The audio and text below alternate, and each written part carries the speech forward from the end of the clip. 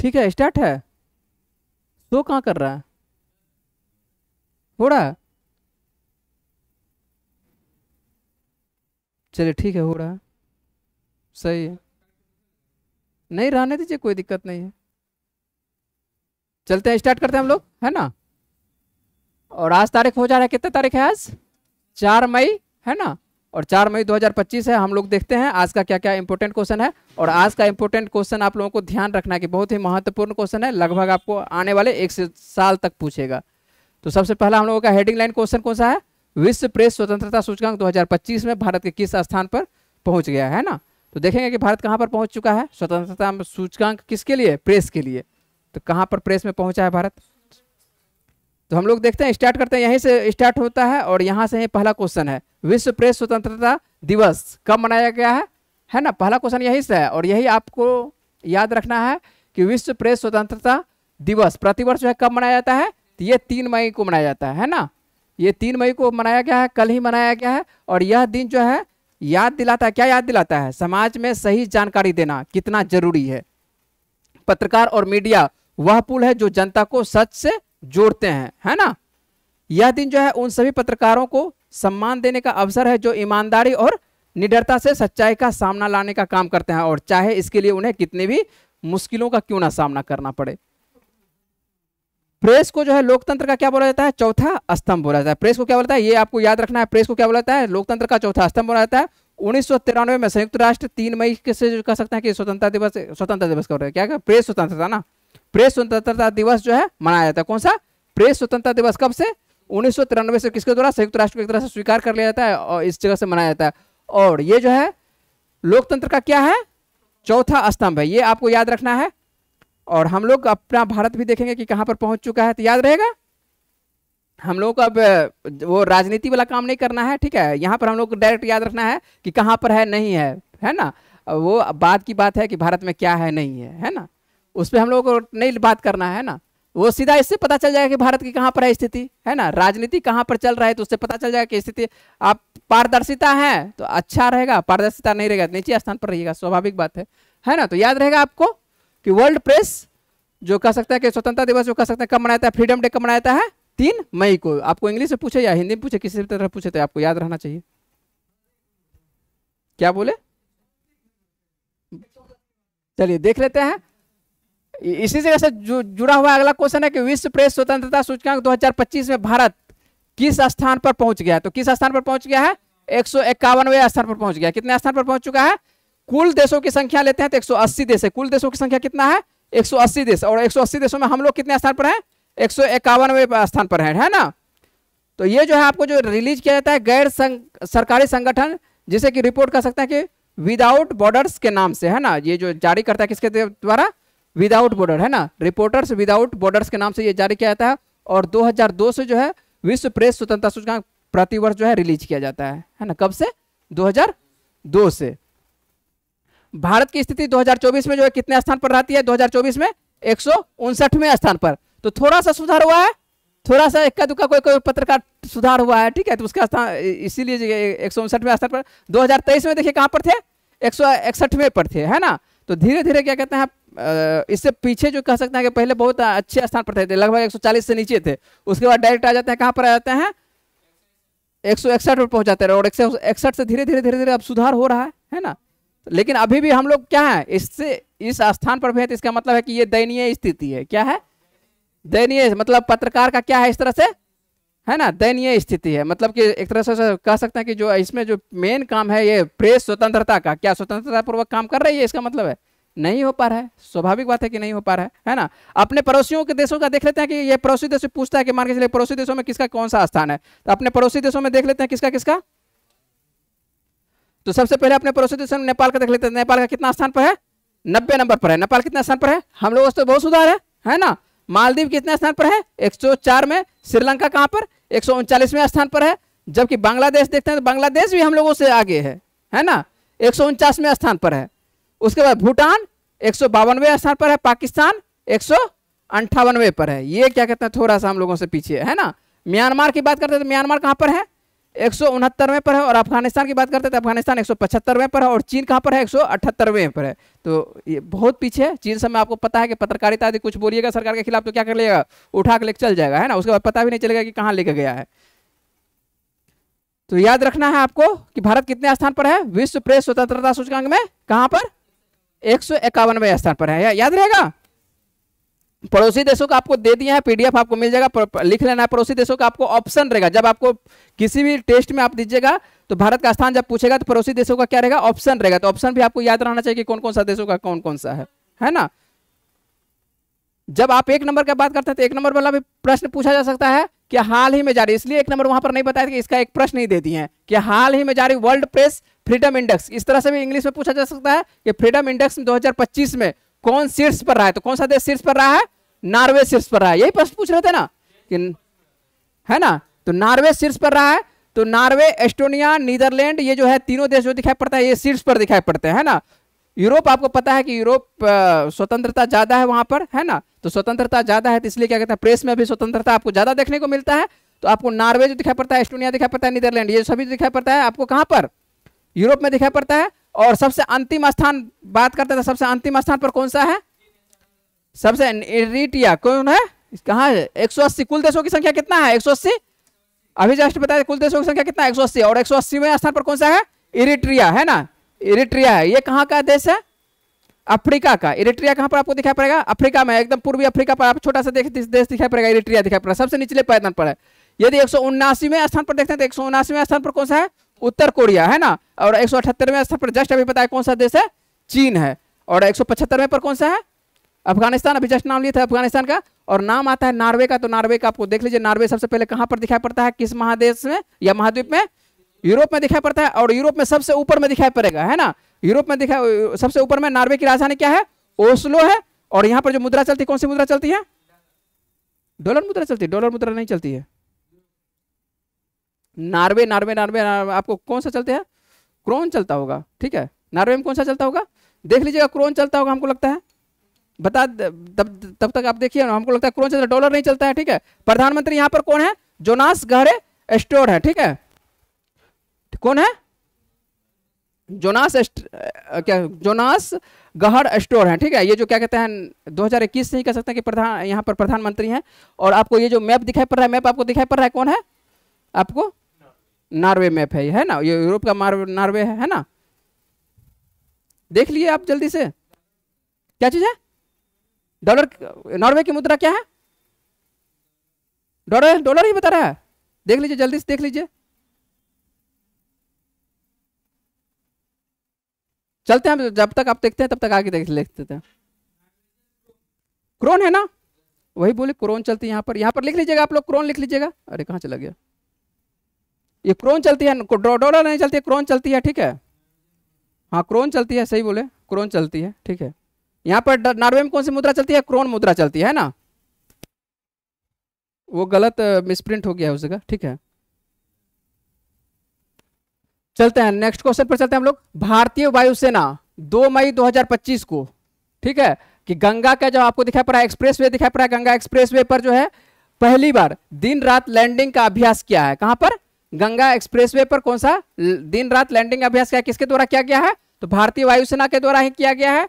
और ये जो है आपको दिखाई पड़ रहा है, ये कहां पर किया गया है, तो ये आपको बताना है कि कौन से स्थान पर किया गया, तो कहां पर किया गया है, ये जो है शाहजहांपुर जो है ना, 3.5 किलोमीटर की ये एक तरह से ट्रैक बनाया गया है, हवाई पट्टी बनाया गया है। तो हवाई पट्टी कहां पर बनाया गया है, शाहजहांपुर में बनवाया गया है। तो ये जो शाहजहांपुर आपको दिखाई पड़ रहा है, शाहजहांपुर जिले जो दिखाई पड़ रहा है, कहाँ सा, शाहजहांपुर जिले के क्या कहते हैं, जलालाबाद में गंगा एक्सप्रेसवे पर कह सकते हैं कि बनी यह देश की क्या है, पहली ऐसी हवाई पट्टी है जहां पर कि लड़ाकू विमान दिन और रात दोनों समय कभी भी लैंडिंग कर सकता है ना। सड़क दोनों साइड क्या है, सड़क है, और सड़क के बीच में क्या बना देगा, मान लेते हैं कि ये सड़क है ना, और सड़क के बीच में ये क्या है, एक तरह से ये जो आपको दिखाई पड़ रहा है, दूसरा कलर हम ले लेते हैं, ये बना दिया एक तरह से, दोनों सड़क के बीच में क्या बना दिया, एक तरह से लैंडिंग बना दिया, किसके लिए, ये बना दिया एक तरह से हवाई पट्टी बना दिया, बीच में हवाई पट्टी बना दिया। जरूरत पड़ेगा तो किसका यूज कर सकते हैं, ये रोड का भी यूज कर सकते हैं, हवाई पट्टी का यूज कर सकते हैं, दोनों सड़क के बीचों में हवाई पट्टी है। तो ये कहां पर बनाया गया है, शाहजहांपुर जिले के जलालाबाद में गंगा एक्सप्रेसवे पर, याद रहेगा। और वायु क्या चीज, कौन सा बगल में? हाँ जस्ट यूपी है ना। ये जो आपको दिखाई पड़ रहा है यही देखिए सेम है, आपको चित्र देने का कोई जरूरत नहीं था। देखिए ये सड़क है ना, ये भी सड़क है ना, और बीच में क्या दिखाई पड़ रहा है? हवाई पट्टी दिखाई पड़ रहा है। ये जो दिखाई पड़ रहा है हवाई पट्टी दिखा रहा है, और यहाँ पर जो है दिन रात कभी भी लैंडिंग किया जा सकता है ना, जरूरत पड़े तो इसका हवाई पट्टी का यूज वायुसेना के द्वारा किया जा सकता है। चलते हैं अगले प्रश्न पर, और अगला प्रश्न हम लोगों के सामने में है, हाल ही में कहा 2024-25 के लिए अखिल भारतीय फुटबॉल महासंघ पुरस्कार प्रदान किया गया है? तो कहां पर किया गया है? ये भुवनेश्वर में किया गया। जब पुरस्कार दिया गया तो पुरस्कार किसी न किसी को दिया गया होगा, है ना। तो आपको याद रखना है कि भुवनेश्वर में वर्ष 2024-25 के लिए अखिल भारतीय फुटबॉल महासंघ पुरस्कार प्रदान किया गया है। और किसको किसको प्रदान किया गया देख लीजिए। तो पुरुष वर्ग में किसको प्रदान किया गया है? सुभाषिस बोस को प्रदान किया गया। किसको प्राप्त किया गया है? सुभाषिस बोस को प्राप्त किया गया है ना, मतलब किसको मिला है? तो सुभाषिस बोस को, याद रहेगा। महिला में किसको दिया गया? सौम्या गोकुलोथ को दिया गया। किसको दिया गया? सौम्या गोकुलोथ को दिया गया है। तो आपको सुभाषिस याद रखना है, पुरुष वर्ग में सुभाषिस को दिया गया है, और महिला में किसको? सौम्या को दिया गया है। और इसके अलावा यदि देखते हैं तो खालिद जामिल को जो है सर्वश्रेष्ठ पुरुष कोच के रूप में दिया गया है, और सुजाता को किसमें दिया गया है? महिला कोच के रूप में दिया गया है। ध्यान रखना है आपको। तो ये आपको कोच तो नहीं पूछा जा सकता है, आपको पुरुष वर्ग में पूछा जा सकता है कि पुरुष वर्ग में किसको दिया गया? सुभाषिस को दिया गया, और महिला वर्ग में किसको दिया गया है? सौम्या। हाँ तो ये देख लेते हैं, ये जो आपको दिखाई पड़ रहा है ये कौन दिख रहा है? सुभाषिस बोस दिखाई पड़ रहे हैं। इनको क्या कहते हैं? पुरुष वर्ग में दिया गया है ये पुरस्कार फुटबॉल के लिए। और ये जो दिखाई पड़ रहे हैं ये कौन है? भारतीय फुटबॉलर कौन है? सौम्या है ना। और इन्हीं को क्या कहते हैं? महिला वर्ग में दिया गया। सौम्या गोकुलोथ है, ठीक है, साक्षी नहीं है। सौम्या क्या है? गोकुलोथ है ना। चलते हैं अगले प्रश्न पर चलते हैं। अम्मान जॉर्डन, ये जॉर्डन की राजधानी क्या है? जॉर्डन की राजधानी आपको पता होना चाहिए कि अम्मान है। तो अम्मान जॉर्डन में जो है आयोजित प्रथम एशियाई अंडर 15 और अंडर 17 मुक्केबाजी चैंपियनशिप में भारत का देख लेते हैं कि रैंक क्या रहा है। तो भारत का रैंक क्या रहा है? तीसरा रैंक रहा है ना। तो भारत जो है जॉर्डन के अम्मान में जो है पहली एशियाई अंडर 15 अंडर 17 मुक्केबाजी में जो है चैंपियनशिप में शानदार प्रदर्शन करते हुए कुल कितना पदक जीतता है? तो 43 पदक जीतता है। कितना पदक? 43 पदक। और इसमें देख लेते हैं कितना स्वर्ण है? 15 स्वर्ण है, 6 रजत है, और क्या है? 22 क्या है? कांस्य पदक है। 15 स्वर्ण है, 6 रजत है, और 22 क्या है? कांस्य पदक है। तो कुल मिलाकर कितना पदक भारत के द्वारा जीता गया है? 43 पदक जीता गया है। और भारत कितने स्थान पर रहा है? तीसरे स्थान पर। इतना ही आपको याद रहेगा। अगले प्रश्न पर चलते हैं। 2025 तक विश्व की सबसे बड़ी अर्थव्यवस्था जो है, ये वैसे आप लोग जानते होंगे, 2025 तक विश्व की अर्थव्यवस्था सूची में जो है भारत का वर्तमान स्थान क्या हो जाएगा? कितना रहेगा, या कह सकते हैं कितना है? तो अभी वर्तमान में कितना है? 5वां है। आने वाले दोनों में तो तीसरा हम लोग हो जाएंगे। तो अभी कितना है? 5वां है। तो 2025 तक विश्व की सबसे बड़ी अर्थव्यवस्था जो है कह सकते हैं कि सूची में भारत कितने स्थान पर है? 5वें अर्थव्यवस्था पर है ना। याद रहेगा, वैसे याद होगा आप लोग, ये तो आपको पहले से आप लोग जानते हैं, ऐसा नहीं कि नहीं जानते हैं। तो अप्रैल 2025 तक जो कह सकते हैं कि अंतर्राष्ट्रीय मुद्रा कोष की विश्व आर्थिक परिदृश्य रिपोर्ट के अनुसार से, ये रिपोर्ट किसके अनुसार से? अंतर्राष्ट्रीय मुद्रा कोष के अनुसार से, है ना। विश्व आर्थिक रिपोर्ट जारी किया गया है, और इसके अनुसार से जो है 4.39 ट्रिलियन डॉलर की जीडीपी के साथ दुनिया की 5वीं सबसे बड़ी अर्थव्यवस्था का स्थान कौन रखता है? भारत रखता है ना। तो रैंकिंग में भारत जो है संयुक्त राज्य अमेरिका, चीन और जापान से क्या है? पीछे है। किसके किससे पीछे है? इससे भारत से आगे कौन कौन सा है? अमेरिका प्रथम स्थान, दूसरे स्थान पर चीन है, तीसरे स्थान पर जापान है, और अपना देश 5वें स्थान पर। एक ब्रिटेन होगा, ब्रिटेन कहाँ बीच में गायब हो गया? चलिए एक और देश होगा बीच में, ठीक है, या ठीक है रसिया नहीं होगा, ठीक है। रैंकिंग में जो संयुक्त राज्य अमेरिका मान चलिए ये अमेरिका है, चीन है, जापान होगा, एक और कोई देश ब्रिटेन है, लगभग ब्रिटेन होना चाहिए, है ना। तो देख लीजिएगा एक बार, देख लेते हैं यहाँ पर रैंक ध्यान रहा नहीं चौथा देश का लिखने का, ठीक है। तो आपको ये आपको दिखाई पड़ेगा कौन सा देश है? तो भारत सीधा याद रखिएगा, भारत है। भारत से ऊपर आपको अमेरिका, चीन, जापान इतना भी याद रहता है काफी है ना। जर्मनी है, हाँ चलिए ठीक है, जर्मनी होगा, सही बोले। कौन सा है? जर्मन, हाँ ठीक है, जर्मनी लिखने में क्या कहते हैं, टाइपिंग में छूट गया होगा, है ना। तो आपको अमेरिका है, चीन है, जापान है, कौन है? जर्मनी है। तो भारत जो आपको दिखाई पड़ता है कितने स्थान पर दिखाई पड़ता है? 5वें स्थान पर दिखाई पड़ता है। और आने वाले दिनों में 2030 तक, लगभग 2030 आने में बहुत कम समय बचा है ना। तो 2030 तक में मान के चलिए सबसे बड़ी अर्थव्यवस्था जो रहेगा, लगभग संभवतः है भारत कितने स्थान पर आ जाएगा? तीसरे स्थान पर आने की उम्मीद है। कितने स्थान पर है भारत? लगभग तीसरे। किसमें? नहीं तो ये रिपोर्ट आप किसके अनुसार से, वो आप बोल रहे हैं विश्व ये जो है किसके अनुसार से, विश्व की सबसे बड़ी अर्थव्यवस्था जो है सबका अलग अलग रिपोर्ट निकालता है ना, वो रिपोर्ट के अनुसार से। तो ये जो आपको दिखाई पड़ रहा है विश्व की सबसे बड़ी अर्थव्यवस्था जो है सूची 1, तो भारत का जो है किसके अनुसार से, अंतर्राष्ट्रीय मुद्रा कोष के अनुसार से, है ना, IMF के अनुसार से। तो ये अलग अलग सब रिपोर्ट जारी करती है, मान के चलिए कोई IMF के जारी करती है, कोई विश्व बैंक जारी करती है, तो सबका अलग अलग मार्केटिंग है, उस हिसाब से ये बोल रहे हैं। तो ये IMF के अनुसार से क्या हो जाएगा, कह सकते हैं कि 5वां स्थान हो जाएगा। इसमें जर्मनी भी रहेगा, यदि मान के चलिए कि इसको हटा देना है तो जर्मनी को हटाइएगा तो वही 4था स्थान पर आ जाएगा। तो सबका अलग अलग आता है, तो ये ध्यान रखना कि किसके अनुसार से पूछा जा रहा है, रिपोर्ट किसके द्वारा जारी किया जा रहा है। और इसके अनुसार से कहा जा रहा है कि भारत जो है लगभग कितने स्थानों पर आ जाएगा, 2030 तक में 3रे स्थान पर आ जाएगा, है ना। अगले प्रश्न पर चलते हैं। हाल ही में कौन भारतीय वायुसेना के नए उप प्रमुख बन गए, ये भी प्रश्न आप लोगों के लिए इंपॉर्टेंट रहेगा, है ना। तो भारतीय वायुसेना के उप प्रमुख कौन बन गए हैं, एयर मार्शल नर्मदेश्वर तिवारी, ठीक है, नर्मदेश्वर कह सकते हैं, नर्मदेश्वर तिवारी। तो एयर मार्शल नर्मदेश्वर तिवारी क्या बन चुके हैं, उप प्रमुख बन चुके हैं, है ना। तो एयर मार्शल नर्मदेश्वर तिवारी जो है भारतीय वायुसेना के वाइस चीफ उप प्रमुख कर सकते हैं, सीधा है कि उप प्रमुख बने हुए हैं। तो ये आप लोगों को प्रश्न पूछा जाता है कि मान के चलिए उप प्रमुख कौन है, उप प्रमुख कौन है। और ये देखते हैं कि कारगिल युद्ध 1999 में होती है ना, है ना। तो कारगिल युद्ध के दौरान जो है ये लैटरिंग लेजर डिग्निरेशन पॉड के से ऑपरेशन में ये एक अहम भूमिका निभाते हैं। उसमें एक कार्यक्रम होता है, कार्यक्रम नहीं कह सकते हैं, एक कोई पद होता होगा, लैटरिंग लेजर डिजिग्नेशन पॉड, ठीक है, उसी में ये काम करते हैं। कौन काम करते हैं, नर्मदेश्वर तिवारी। और उन्हीं को क्या एक तरह से उन्नति कर सकते हैं कि पदोन्नति किया गया किसके लिए, वायुसेना के उप प्रमुख के लिए। याद रहेगा कौन सा नाम है, एयर मार्शल नर्मदेश्वर तिवारी। और ये जो आप तस्वीर देख रहे हैं यही भारतीय वायुसेना के उप प्रमुख है, नर्मदेश्वर तिवारी। अगले प्रश्न पर चलते हैं, और अगला प्रश्न भी आप लोगों के लिए इंपॉर्टेंट है। स्टारलिंक का नाम सुने हैं आप लोग, हाँ, स्टारलिंक का नाम नहीं सुने हैं, एलन मस्क की कंपनी है स्टारलिंक, है ना, ठीक है। तो स्टारलिंक जो आपको 54 से अधिक देशों में क्या कहता है, अपनी सेवा देता है ना। 54 से अधिक देशों में क्या कहता है आपको, जो आप जैसे ये चलाते हैं, क्या नाम, जियो सब चलाते हैं, है ना, जितना इंटरनेट वाला चलाते हैं, इसी तरह से इसका सैटेलाइट है ना। और 54 देशों में ये अपनी सेवा देता है। भारत में इसलिए नहीं दिया जा रहा है, भारत में थोड़ा सा राजनीति चल रही है जिस वजह से उसको मौका नहीं मिल रहा है ना। यदि भारत में आ जाए तो आप लोगों के लिए, सभी के लिए, जो आम पब्लिक है उसके लिए फायदेमंद हो जाएगा, है ना। एयरटेल के साथ किसी के साथ समझौता करे या ना स्वतंत्र रूप से आ सकता है तो और अच्छी बात है, लेकिन समझौता करेगा तब तो उतना अच्छा नहीं रहेगा, लेकिन पूर्णतः अकेले रूप में आता है तो और अच्छी रहता है, ठीक है। तो स्टारलिंक के साथ देखिए, इसके अब इसको भी प्रतिस्पर्धा देने के लिए एक कंपनी आ चुकी है। स्टारलिंक के साथ जो है प्रतिस्पर्धा करने के लिए किस कंपनी ने प्रोजेक्ट कुइपर, क्या नाम है, कुइपर, और ये जो है अपना उपग्रह लॉन्च किया है। याद रखना है, और जो कुइपर है, कुइपर किसके द्वारा लॉन्च किया गया है, अमेजन के द्वारा। अमेजन आप लोग यूज करते होंगे, है ना। तो अमेजन बहुत बड़ी कंपनी है ना, तो अमेजन के द्वारा क्या गया, कुइपर लॉन्च किया गया। ये जो लगभग 27 उपग्रह लॉन्च किया, कितना उपग्रह, 27 उपग्रह को लॉन्च किया गया है ना, हाल ही में। और ये आधिकारिक पर तो किसको एक तरह से ये देगा, मान के चलिए टक्कर किसको देगा, लॉन्च करेगा तो ये किसको, स्टारलिंक को ही देगा, है ना। और ऐसा उम्मीद लग रहा है कि मान के चलिए कि 2000 कब तक कर सकते हैं, 2026 तक जो है कुल 3236 उपग्रह पृथ्वी की निचली कक्षाओं में ये तैनात कर देगा, है ना। कितना कर देगा, 3236, मतलब कि एक एक जगह, छोटकी छोटकी जगह, सभी जगह आपको पृथ्वी के चारों तरफ रहेगा। तो चारों तरफ रहेगा तो पृथ्वी के आप किसी भी भाग में रहिएगा तो आपको इंटरनेट का कोई कमी रहेगा। आप मान के चलिए कि अंटार्कटिका में रहिएगा तब पर भी इंटरनेट चलाइएगा, है ना।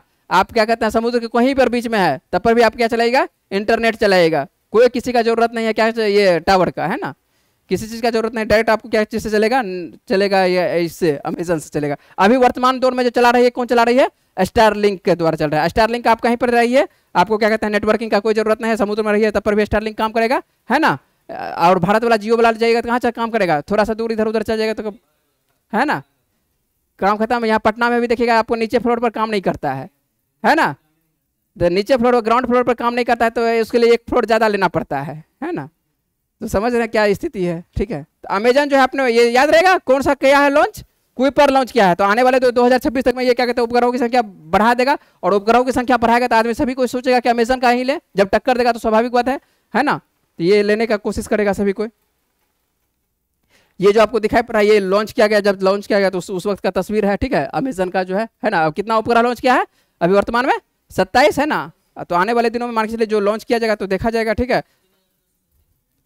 जब 2-3 कंपनी रहती है, टक्कर रहेगा तो मान के चलिए स्वाभाविक बात है कि आम पब्लिक को उसका फायदा मिलता है। जब मार्केट में मान के चलिए मोनोपोली रहेगा तो आपको क्या कहते हैं, जो आम पब्लिक है उसको एक तरह से नुकसान होगा। और जब कंपनी जितना ज़्यादा रहेगी तो किसको फायदा होगा, प्रतिस्पर्धा ज़्यादा रहेगा, है ना। मान के चलिए कि साबुन कोई बेचने वाली कंपनी तो बहुत सारा साबुन है, 50-100 सब कंपनी का साबुन है, तो सब अपना अपना दाम मान के चलिए ज़्यादा नहीं बढ़ा सकता है। अभी आप जियो के पास है, आपके पास ज़्यादा ऑप्शन नहीं है, या तो जियो या तो एयरटेल, इक्का दुक्का कोई कोई होंगे मान के चलिए वोडाफोन वाले, है ना। तो आपको ऑप्शन ज़्यादा नहीं है तो आपको दाम बढ़ाएगा ही, फिक्स है। पहले देखिए होते हैं बहुत सारी कंपनी थी, है ना, एयरसेल हुआ करता था, ठीक है, उसके बाद आइडिया हुआ करता था, वोडा हुआ करता था, उसके बाद क्या कहते हैं कौन कौन सा एयरटेल हुआ करता था, ठीक है, एयरसेल हुआ करता था, बहुत सारी कंपनी थी। तो प्रतिस्पर्धा जब ज़्यादा था तो व्यक्ति को क्या, कोई देता था रात में बात करिए फ्री में, कोई दिन में करिए, इतना दिन आज करिए 2 घंटा आप फ्री करिए तो कल 2 घंटा आपको फ्री मिलेगा। तो इस तरह से पहले मिलता था, ऑप्शन मिलता था व्यक्ति के पास, है ना। तो अब वैसा है नहीं, आपको मान के चलिए जबरदस्ती आपको आजकल तो मान के चलिए क्या चीज़ बोले, आजकल तो मान के चलिए कि आप 1 महीने के बाद रिचार्ज नहीं करिएगा तो आपको दूसरे महीना फोन आना छोड़ जाएगा, है ना। सिर्फ जियो को छोड़ के दूसरे में अभी तो जियो दे रहा है, लेकिन कुछ दिनों में जियो ही बंद कर देगा, स्वाभाविक बात है ना। चलते हैं यार, हम लोग अगले प्रश्न पर चलते हैं। तो 2025 देख लेते हैं, नेक्स्ट क्वेश्चन देख लेते हैं। 2025 विधानसभा चुनाव से पहले बिहार का कहानी है, तो बिहार वाला आपको याद रखना है। बिहार के नए क्या चीज है, मुख्य निर्वाचन आयुक्त, है ना। मुख्य निर्वाचन आयुक्त किसे नियुक्त किया गया, किसे नियुक्त किया गया है, आईएएस विनोद कुमार गुंजियाल को, ठीक है, गुंजियाल नाम है, विनोद कुमार गुंजियाल को, ठीक है। तो हाल ही में आपको पता है कि बिहार में चुनाव होने वाला है, कब होने वाला है, अक्टूबर-नवंबर में चुनाव होने वाला है, अक्टूबर-नवंबर 2025 में चुनाव होने वाला है। और इसी के लिए जो आईएएस है, क्या कहते हैं, विनोद कुमार जो गुंजियाल है, इन्हीं को क्या कहते हैं, कहा जा रहा है ऐसा कि निष्पक्ष चुनाव करवाइए, है ना। सभी पार्टी के द्वारा कहा जाएगा कि निष्पक्ष चुनाव करवाइए। तो ये देखिए किस प्रकार चुनाव करते हैं, ये जो आपको दिखाई पड़ रहा है यही है बिहार के नए सीईओ, कौन, गुंजियाल, ठीक है। क्या नाम है गुंजियाल का, पूरा नाम बोलिए, विनोद कुमार गुंजियाल, है ना। चलिए आगे चलते हैं हम लोग। तो इतना हम लोगों का आज का महत्वपूर्ण प्रश्न था। महत्वपूर्ण प्रश्न में आप लोगों को आज का जो महत्वपूर्ण प्रश्न है ध्यान रखना है, विश्व प्रेस स्वतंत्रता सूचकांक वाला। आपको 3 प्रश्न वहीं से है, डायरेक्ट है विश्व प्रेस स्वतंत्रता सूचकांक से। बिहार का आपको रखना है, याद रखना है कि मान के चलिए निर्वाचन आयुक्त को कौन नियुक्त किया गया है, जो उप प्रमुख है, आपको वायुसेना का उप प्रमुख है, आपको वो भी याद रखना है। ये सब आप लोगों को, है ना, ये आप लोगों के लिए सभी इंपॉर्टेंट क्वेश्चन है। ये सबसे आपको आज आपको दिखाएंगे, वीडियो बनाने के बाद दिखाएंगे कि प्रश्न जो पूछा जाता है आपको क्या, जो हम दे रहे हैं करंट अफेयर्स, उससे क्या कर रहा है, प्रश्न पूछता है या नहीं पूछता है। चलते हम लोग पहले बात कर लेते हैं पिछले वीडियो से। तो पिछले वीडियो में मान के चलिए क्या प्रश्न पूछा गया था कि हाल ही में नई दिल्ली में किस नेता की 9 फुट ऊंची प्रतिमा का अनावरण किया गया था। आपको बताए थे, कौन सा बताए थे, ये जो उपेंद्र नाथ ब्रह्मा, ठीक है। इसके नाम पर मान के चलिए कि आपको बताया था कि लाजपत नगर का, लाजपत जो रोड है उसका भी नाम क्या गया है, एक उसका भाग चेंज करके नाम इसके नाम पर रखा गया है। तो और इसकी प्रतिमा कहाँ पर अनावरण किया गया है, उपेंद्र नाथ ब्रह्मा का, नई दिल्ली में। याद है होगा, उम्मीद है कि याद होगा।